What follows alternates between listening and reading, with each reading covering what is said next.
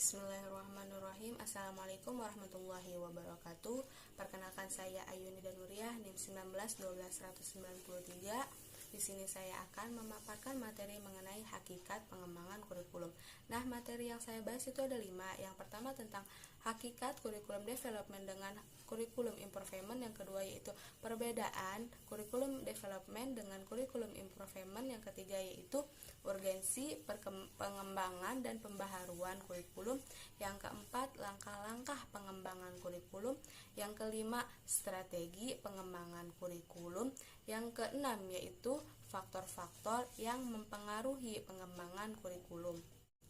Langsung saja ke pembahasan yang pertama, yaitu tentang hakikat kurikulum development dengan kurikulum improvement. Nah, kurikulum development atau yang biasa disebut dengan pengembangan kurikulum terdiri dari 2 kata, yaitu pengembangan dan kurikulum. Pengembangan sendiri menurut KBBI adalah proses, cara, perbuatan mengembangkan. Sedangkan kurikulum adalah program pendidikan yang direncanakan dan dilaksanakan. Dengan demikian, dapat kita simpulkan, menurut pendapat David Pratt, pengembangan kurikulum adalah proses atau kegiatan yang disengaja dan dipikirkan untuk menghasilkan sebuah kurikulum sebagai pedoman dalam proses dan penyelenggaraan pembelajaran guru di sekolah. Nah, yang kedua yaitu kurikulum improvement atau yang biasa kita sebut dengan perbaikan kurikulum.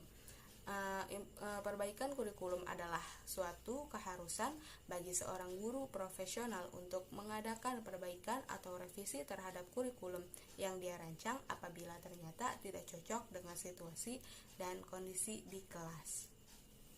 Materi yang kedua yaitu perbedaan kurikulum development dengan kurikulum improvement.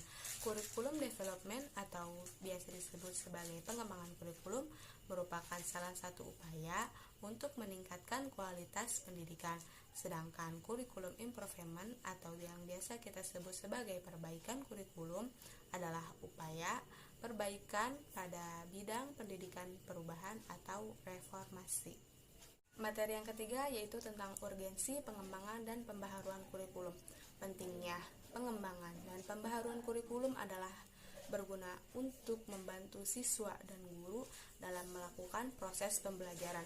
Dengan makin berkembangnya sebuah negara, maka ilmu yang diajarkan harus dikembangkan terus-menerus. Maka dari itulah pengembangan proses belajar ini dimulai dari pengembangan kurikulum, setelah itu dilakukan pembaharuan.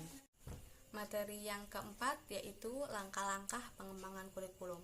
Ada 5 langkah pengembangan kurikulum. Yang pertama, analisis dan diagnosis kebutuhan. Yang kedua, perumusan tujuan. Yang ketiga, pengorganisasian materi. Yang keempat, pengorganisasian pengalaman belajar. Dan yang kelima, penggunaan alat evaluasi. Materi selanjutnya yaitu strategi pengembangan kurikulum. Menurut Terakjoni, strategi pembelajaran merupakan pola dan urutan umum perbuatan guru dan siswa dalam mewujudkan kegiatan belajar mengajar untuk mencapai tujuan yang telah ditentukan.